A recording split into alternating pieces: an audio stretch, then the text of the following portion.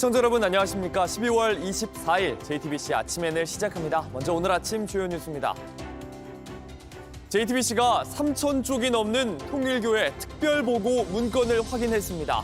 2010년대부터 2022년 대선 때까지 통일교가 접촉한 정치인들의 이름과 경위 등이 자세히 기록돼 있습니다. 로비 의혹에 속도를 내는 경찰은 오늘 한학자 총재를 추가 조사합니다. 무제한 토론이 종료된 이후 내란 전담재판부 설치법이 어제 여당 주도로 국회 본회의를 통과했습니다. 국민의힘은 반발하며 즉각 이재명 대통령에게 재의 요구권 행사를 요구하겠다고 밝혔습니다. 미국 정부가 중국산 반도체에 추가로 매기려 했던 관세를 18개월 동안 유예하기로 했습니다. 미국 내의 물가 상승과 글로벌 공급망 불안을 고려한 조치로 보입니다. 미중 무역 갈등이 점차 완화되는 분위기입니다. 성탄절을 하루 앞둔 오늘 전국이 흐린 가운데 남부지방에선 밤까지 빗방울이 떨어지는 곳도 있겠습니다. 아침 기온은 어제보다 높겠고 낮 기온은 어제와 비슷하겠습니다. 3천 쪽이 넘는 통일교의 특별 보고 문건에는 2010년대부터 2022년 대선 때까지 통일교가 접촉한 정치인들이 자세히 기록돼 있었습니다. 통일교는 그중 한 명인 민주당의 임종성 전 의원을 통해 수건 사업을 해결하려 한 걸로 보입니다. 윤정주 기자입니다. 통일교 윤영호 전 본부장은 김건희 특검 조사에서 2020년 임종성 전 민주당 의원에게 현금 3천만 원을 건넸다고 진술했습니다. 임 전 의원은 곧바로 의혹을 부인했습니다. 저는 사실 진짜 윤영호 씨를 잘 몰라요. 그러면 뭐 직접적으로 금품 수수했다? 아니요, 그런 적 없습니다. 하지만 사건을 넘겨받은 경찰 국가수사본부는 윤 전 본부장 진술을 뒷받침할 통일교 내부 문건을 확보했습니다.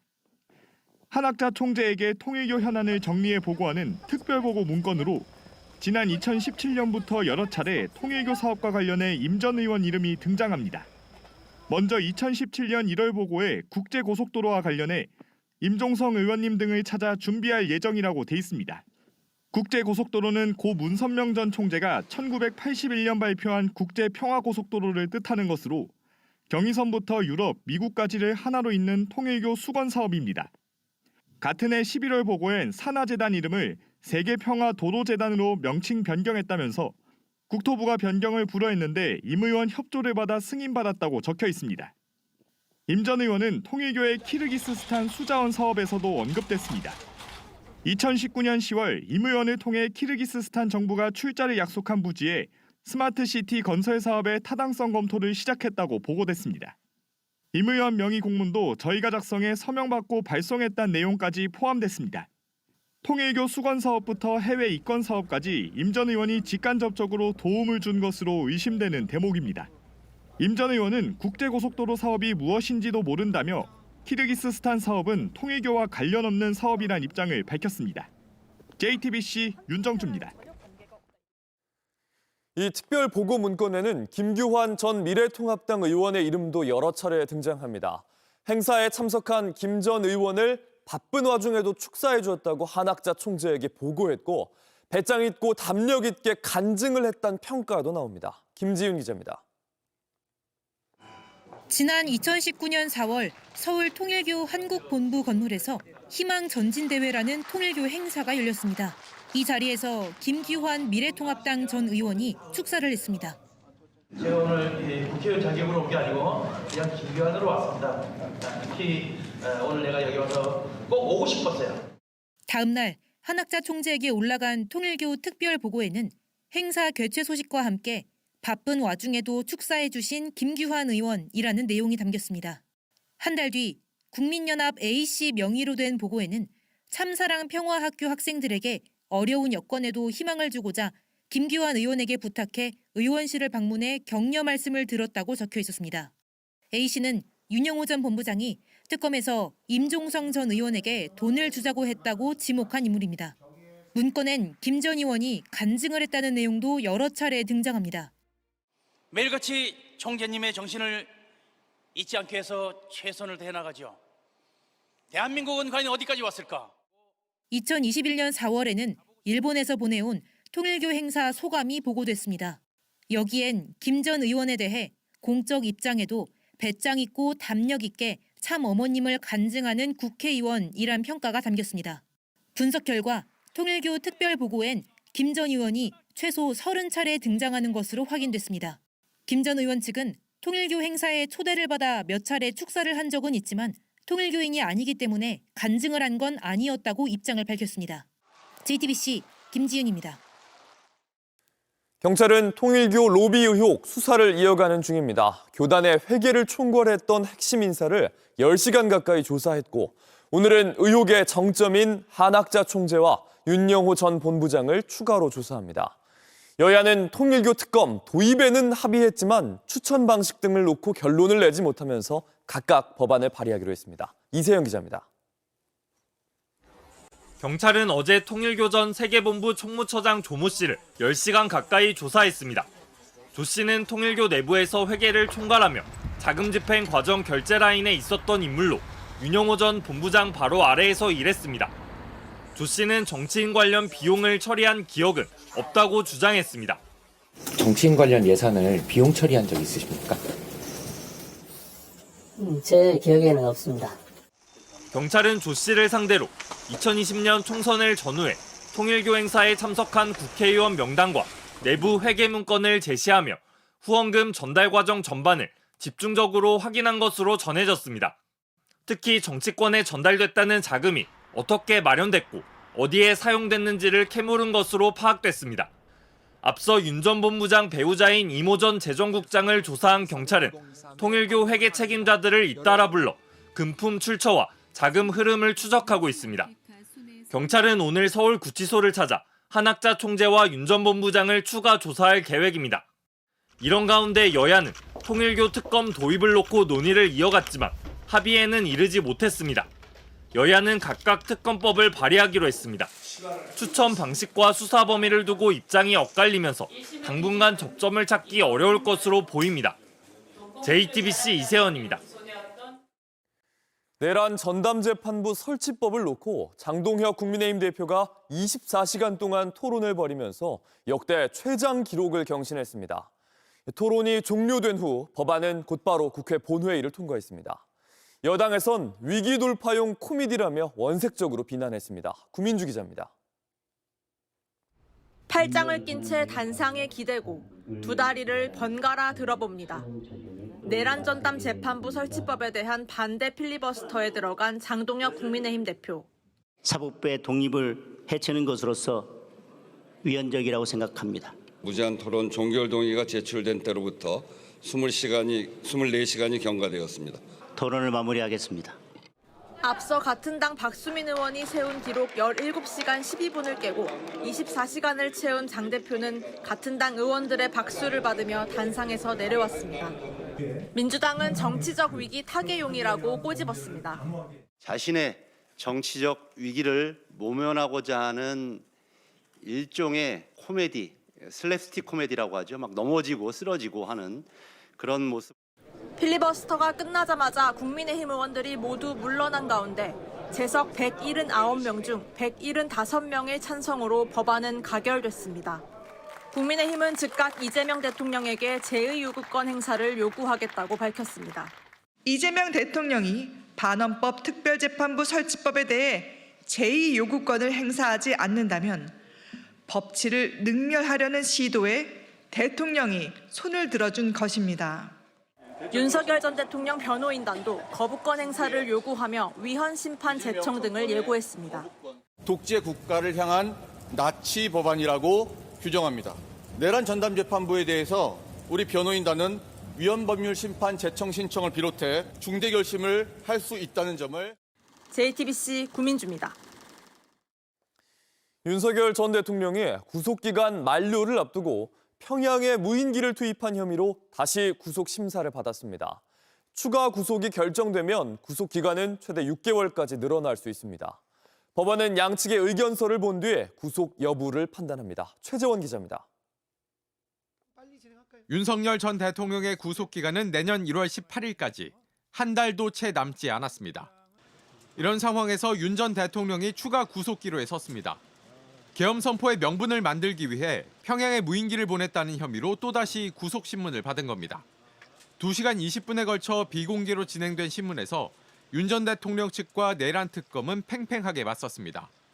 윤 전 대통령은 직접 무인기나 원점 타격과 관련한 내용을 보고받은 적이 없다며 혐의를 부인했습니다. 변호인 역시 특검 기소가 법리적으로 성립하지 않는다고 주장하면서 불구속 재판을 요구했습니다. 구속 상태에서 재판을 받게 되신다면은 변호인을 만날 시간이 전혀 없기 때문에 변호인의 조력을 받을 권리를 위해서라도 불구속 상태에서 재판이 진행될 수 있도록 허용해달라고 요청을 드렸습니다. 반면 특검은 범죄의 중대성과 도주 우려, 증거 인멸 등을 내세웠습니다. 특히 윤 전 대통령이 석방된다면 정치적 영향력을 바탕으로 재판에 큰 영향을 끼칠 수 있고 공범들을 회유할 가능성이 있다고 지적했습니다. 재판부는 양측의 추가 의견서를 오는 30일까지 제출하라고 요청했습니다. 신문 결과는 이후에 나올 걸로 보입니다. 추가 구속이 결정되면 구속 기간은 다시 최대 6개월 늘어나게 됩니다. JTBC 최재원입니다. 온라인에서 화제가 된 뉴스, 화제가 될 뉴스를 골라 전해드립니다. 아침엔 소셜픽입니다. 대만 타이베이에서 벌어진 흉기 난동 사건으로 범인을 포함한 4명이 숨지고 11명이 다쳤습니다. 범인의 부모는 무릎을 꿇고 공개적으로 사과했습니다. 下的那个滔天大祸，对社会造成严重的损害，以及对受害人及其家人造成无法弥补的伤害和痛苦。我们想在此向大家说对不起。 현지 시간 23일 흉기 난동 사건의 범인인 장원의 부모가 취재진의 카메라 앞에 섰습니다. 주머니에서 종이를 꺼내 사과문을 읽은 뒤에 무릎을 꿇었고 경찰 조사에 전적으로 협력하겠다고 밝혔습니다. 지난 19일 장원은 타이베이에서 연막탄을 던지고 백화점 앞에서 무차별적으로 시민들을 공격했습니다. 범행 이후 경찰에 쫓기다가 건물에서 뛰어내려 사망했습니다. 장원은 병역법을 위반한 혐의로 수배 중이었는데 2년 동안 가족과도 연락하지 않은 상태였습니다. 하지만 어머니가 직업이 없는 아들에게 생활비를 지원해왔던 걸로 알려졌습니다. 범인을 막으려다 희생된 피해자의 어머니는 오히려 부모를 위로해야 한다고 인터뷰를 하기도 했습니다. 事情是他儿子做的，跟他爸爸妈妈没有关系。我现在也是祝福他爸爸妈妈。对，我们不需要。我们不需要说大家기자들은 피해자 가족의 반응과 생활비 지원 등을 질문했지만 장원의 부모는 아무런 답도 하지 않았습니다. 미국 법무부가 성범죄자 제프리 앱스타인 관련 수사 자료를 추가로 공개했습니다. 앱스타인이 트럼프 대통령을 언급하는 편지도 새롭게 공개됐습니다. 현지 시간 23일 공개된 제프리 앱스타인이 쓴 걸로 추정되는 편지입니다. 여기엔 대통령 또한 젊고 성숙한 소녀들에 대한 사랑을 우리와 공유하고 있다. 이런 내용이 담겼습니다. 트럼프 대통령과 관련된 파일이 검열됐다는 비판 이후 미국 법무부는 새롭게 3만 페이지 분량의 문서 등을 공개했는데요. 하지만 트럼프 대통령이 연루됐다는 의혹은 허위 주장이란 입장이고 편지에 대해서도 앱스타인이 수감된 교도소와 다른 주의 소인이 찍혀 있는 등 사실 여부가 확실하지 않다고 덧붙였습니다. 실제로 제프리 앱스타인의 모습을 컴퓨터 그래픽으로 조작한 사진이 공개 목록에 포함되기도 했습니다. 파일을 둘러싼 논란은 쉽게 사그라지지 않고 있습니다. 앱스타인 파일로 트럼프와 각을 세웠던 공화당의 의원은 악한 사람들만이 숨기고 공범을 보호할 거라며 저격을 이어갔고요. 민주당의 척 슈머 상원 의원은 수만 건의 파일이 공개됐지만 공범에 대한 정보는 찾을 수 없다면서 오히려 의문이 늘었다고 지적했습니다. 멕시코의 한 기장이 승객들을 태운 채 이륙을 거부하는 일이 벌어졌습니다. 회사의 임금 체불에 항의하기 위해서였습니다. Más de 5 meses de salario de viáticos. No nos dan uniformes, no nos dan ni siquiera cartas de navegación. Y eso está muy cañón y es prácticamente esto es como una denuncia pública. Que lo vea la autoridad, acabo de estar en la comandancia. 지난 19일 멕시코시티에서 칸쿤으로 출발할 예정이던 기내에서 기장이 마이크를 잡았습니다. 기장은 이날 아침 비행기의 문이 손상돼서 안전을 이유로 이륙을 지연시킨 건데 회사가 이걸 빌미로 조종사를 교체하려 했다고 주장했습니다. 그러면서 회사의 부당한 대우를 받고 있다고 호소했는데요. inaudito. Obviamente mi familia va a ver el video, súbelo a las redes, es importante que etiqueten a los que tengan que etiquetar. Y hoy por primera vez le pedí al dueño me duele por ustedes, porque ustedes no se merecen esto. 내리고 싶은 승객들은 내려도 좋다 이렇게 말한 뒤 기장은 조종석에서 1시간을 버텼습니다. 멕시코시티 국제공항은 불법적인 운항 방해라면서 군인과 보안 요원을 투입해 조종사를 체포했다고 밝혔습니다.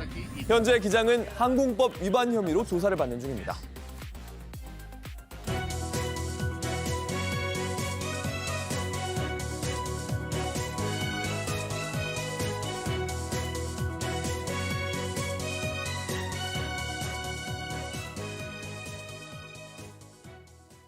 이재명 대통령의 생중계 업무 보고가 해양수산부와 해경보고를 끝으로 마무리가 됐습니다. 이 대통령은 해양수산부 장관의 후임자를 부산에서 찾겠다고 했습니다. 생중계 업무 보고를 둘러싼 논란에는 공직자는 주권자인 국민을 늘 두려워해야 한다면서 순기능을 짚었습니다. 이재승 기자입니다. 올해 정부의 마지막 업무 보고는 부산에서 진행됐습니다. 이재명 대통령은 해양수산부와 해양경찰청 업무보고에서 중국 불법 어선에 대해 강력하게 대응할 것을 주문했습니다. 열척이 모아서 내기도 부담스러울 만큼 벌금을 올려버려야지. 또 부산과 유럽을 잇는 북극 항로 개척도 차질 없이 준비해달라고 재차 당부했습니다. 업무 보고에 앞서 열린 국무회의에선 통일교 금품수수 의혹으로 사퇴한 전재수 전 장관의 후임 인선 방향도 언급했습니다. 그리고 아쉽게도 지금 해수부 장관이 공석 중이신데 후임 해수부 장관도 가급적이면 부산 지역에서 인재를 구해보도록 노력하고 있다는 말씀드립니다. 처음으로 도입된 생중계 업무 보고는 지난 2주간 이어졌습니다. 이 대통령의 질문을 두고 행정가 출신답게 구체적이라는 평가와 함께 자율성을 해치는 제왕적 국정 운영이라는 비판도 동시에 제기됐습니다. 비읍한 답변에 대한 공개 질책을 두고도 사이다 발언이라는 반응과 망신주기라는 엇갈린 평가가 나왔습니다. 이 대통령은 이 같은 논란에 대해 직접 반박했습니다. 생중계가 오히려 국정 운영에 대한 국민의 관심을 높였다며 공직자들의 책임을 강조했습니다. 공직자는 주권자인 국민을 늘 두려워해야 하고 국민의 집단 지성은 언제나 가장 현명한 해답을 찾아낸다는 점을 깊이 인식해야 될 것입니다. 이 대통령은 6개월 뒤 또 다른 방식의 업무 보고를 진행할 거라고 예고했습니다. JTBC 이재승입니다. 쿠팡의 개인정보 유출 사고 이후 김범석 쿠팡 의장은 하루에도 여러 차례 화상회의를 연 걸로 전해졌습니다. 그런데 회의에서는 한국에서 터진 보안 사고와는 관계가 없는 사업의 논의만이 이루어졌다고 합니다. 자사 매출의 90%를 차지하는 한국 시장에서 벌어진 사고에 대해 한마디 언급조차 않았다는 겁니다. 박소영 기자입니다. 170여 개 국가에서 영업을 하는 글로벌 CEO라는 이유로 지난 17일 국회 청문회에 불출석한 김범석 쿠팡 INC 이사회 의장. 그를 대신해 출석한 해롤드 로저스 쿠팡 대표는 김 의장이 개인정보 유출 사태를 보고받고 있다고 밝혔습니다. I'm in communication with our board of directors, including with our chairman. But I'm the one who's in Korea and in charge of the Korean business. 하지만 쿠팡 내부 사정에 정통한 한 관계자는 청문회 시작 직전까지 김 의장은 개인정보 유출 사태와 관련 없는 주제로 화상회의를 가졌다고 전했습니다. 상황의 심각성과 중대성을 알고 있었음에도 김 의장은 그것을 외면하고 다른 일에 집중하고 있었다는 겁니다. 실제 쿠팡이 3,370만 건의 개인정보 유출을 시인한 지난달 말 이후 김 의장은 하루에 두세 차례씩 화상회의를 진행한 것으로 전해집니다. 대부분 내년 사업과 관련된 논의였을 뿐 정작 한국에서 터진 대형 사고에 대한 수습이나 해법 등에 대한 언급은 아예 없었다는 겁니다.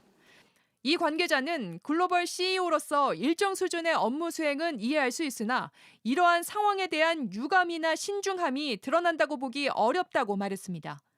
이달 초 국회 현안 질의에 출석한 당시 박대중 쿠팡 대표는 김 의장의 책임론이 들끓고 있는 상황임에도 원활한 소통이 의심되는 답변으로 공분을 산 바 있습니다. 제 개인적으로 귀국 여부는 모르겠습니다만 저도 국내에 제가 지금 국내에서 만나본 적은 없습니다. 아무리 글로벌 CEO라지만 전 세계 매출의 90% 이상을 차지하는 한국 시장의 리스크에 대해 아무 언급이 없다는 점은 납득하기 힘들다는 지적이 나옵니다. JTBC 박소연입니다. 미국 정부가 계획했던 중국산 반도체에 대한 추가 관세 부과를 보류하기로 했습니다. 미국 내의 물가 상승과 글로벌 공급망 불안을 고려한 걸로 보이는데요. 완전히 관세를 철회한 건 아니지만 미중 무역 갈등이 점차 완화되는 분위기입니다. 로스앤젤레스 홍지은 특파원입니다. 미국 무역대표부가 중국산 반도체에 대한 추가 관세 부과를 향후 18개월 동안 유예하기로 했습니다. 중국 반도체 산업의 부당한 관행에 대한 무역법 301조 조사 결과에서 미국 경제에 부담을 주는 불합리한 행위라고 명시했지만 추가 관세는 부과하지 않기로 했습니다.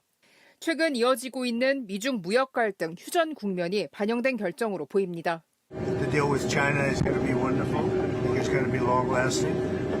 I got really along with President Xi very well, as you saw. You were there. Many of you were there. And I think it's great. 이번 조치는 미국 내 물가 상승과 글로벌 공급망 불안을 고려한 심리적 선택으로도 풀이됩니다. 반도체는 자동차와 가전 등 산업 전반의 핵심 부품인 만큼 당장 관세를 부과할 경우 미국 기업과 소비자들에게 돌아올 타격이 크기 때문입니다. 하지만 관세를 완전히 철회한 것은 아닙니다.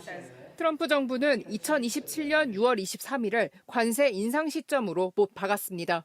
이미 부과 중인 50%의 고율 관세는 유지하면서 언제든 추가 관세 카드를 꺼내들겠다는 압박 전략으로 해석됩니다. 중국 입장에서는 최악의 시나리오는 일단 피하게 됐습니다. 로이터 통신은 중국이 세계 기술 기업들이 의존하는 히토류 수출을 통제하는 상황에서 트럼프 대통령이 중국과의 긴장을 낮추려고 노력하고 있다고 분석했습니다. 로스앤젤레스에서 JTBC 홍지은입니다. 날씨입니다. 크리스마스 이브인 오늘은 전국이 흐리겠습니다. 남부지방을 중심으로는 밤까지 빗방울이 떨어지는 곳도 있겠습니다. 아침 기온은 서울과 대전이 3도, 부산이 11도 등으로 어제보다 높겠고 낮 최고 기온은 서울이 6도, 대구 10도, 부산 13도 등으로 어제와 비슷하거나 다소 높겠습니다. 성탄절인 내일부터 모레 사이에는 해안 지역을 중심으로 비나 눈이 오겠습니다. JTBC 아침엔을 마칩니다. 성탄절 이후 금요일 7시 반에 다시 아침을 열겠습니다. 시청해주셔서 감사합니다.